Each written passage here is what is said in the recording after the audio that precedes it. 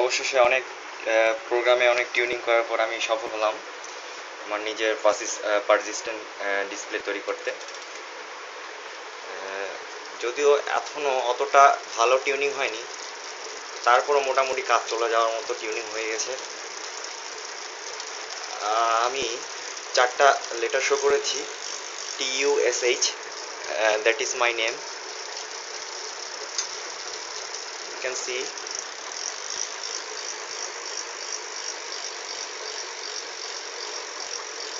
একটু বেশি ফাস্ট হয়ে গেছে।